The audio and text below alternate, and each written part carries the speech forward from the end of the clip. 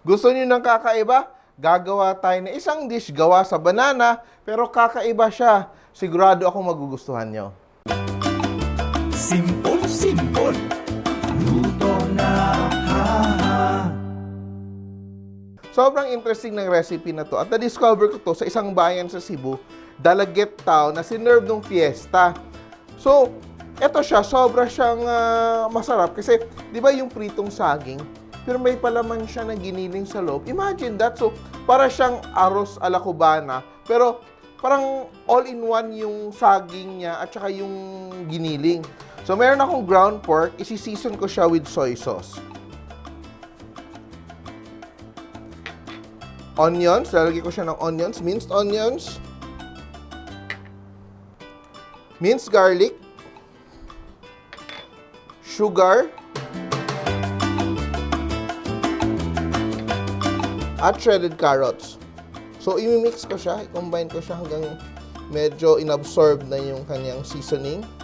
Lalagyan ko din siya ng salt and a little bit of black pepper. So, black pepper and salt to taste lang.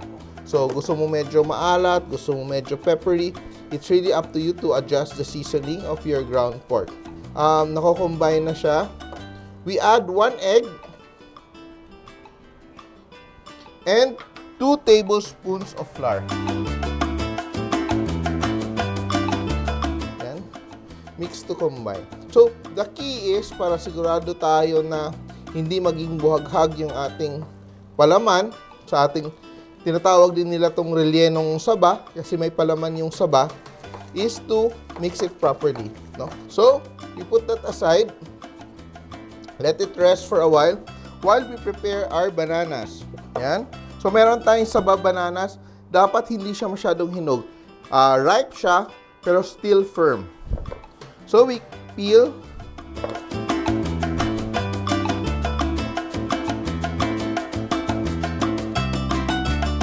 So, masarap to siya na as a appetizer or as a merienda. So, what we do, so meron tayong the banana, yung saging natin, we make a slit, no? We're going to cut. Pero hindi natin ika-cut through, no? So, parang gumagawa tayo ng hotdog bun, no?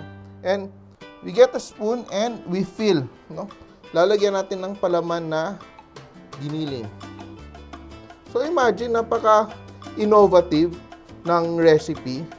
Pero, hindi natin masyadong kilala. So, it's an original Pinoy recipe from the south, from Cebu. And, Pasig sa City, hindi to kilala masyado. So, dapat medyo malasang-malasa tong ating palaman para you can really taste the contrast between the sweet banana and the salty feeling. So, eto siya. Look at that. We're done. So, adjust mo lang kasi iba-iba naman yung size ng ating saging, di ba? And it really depends on you. Ano kadaming giniling gusto mong ilagay inside the banana. Yan. Okay. So, we have that done. Put this aside. And before we fry our bananas, I'm already heating up the oil. I just have a little bit of flour. May harina tayo, around half a cup of all-purpose flour and water. So, we make a very light batter. So, parang imagine, medyo maruya yung ginagawa natin. Pero, mas lighter lang yung batter niya. Mas watery siya. And I just season with a little bit of salt.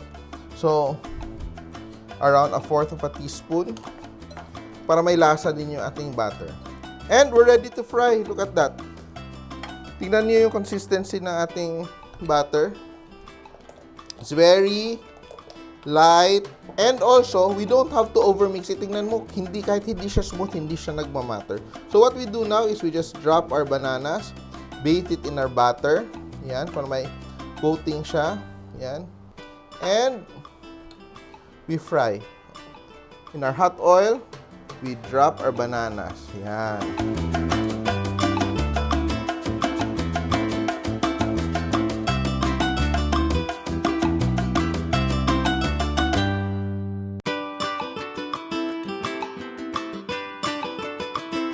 So, we're frying our bananas in medium-high heat.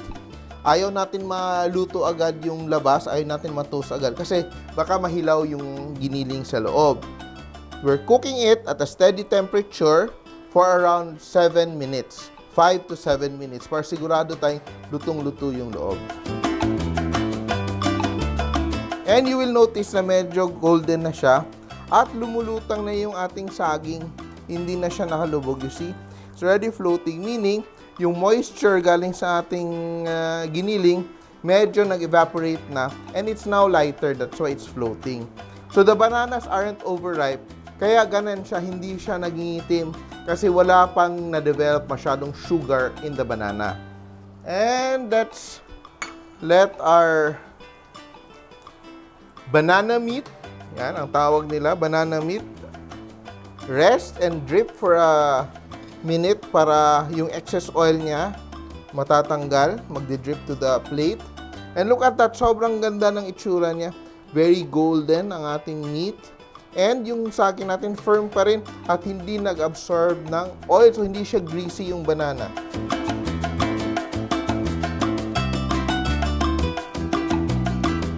We're ready to plate. Yan.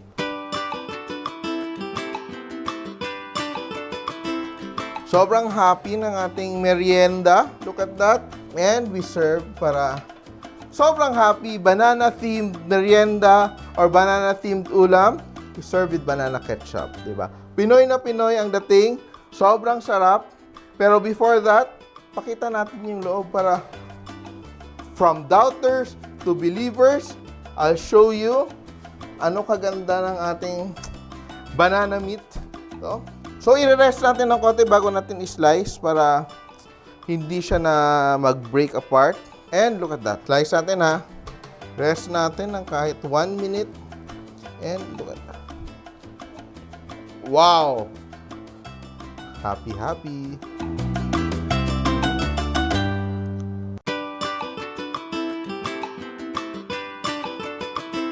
Wow! I'm sure kayang-kaya nyo ito sa bahay. Kaya gawin nyo na. Cook it for your kids. Cook it for your family. Rellenong Saba or banana meat. Simpol! Nagustuhan niyo ba ang video na to? Please share para lalong dumami ang ating mga kasimpol. And don't forget to subscribe to our Facebook, YouTube, and Instagram accounts.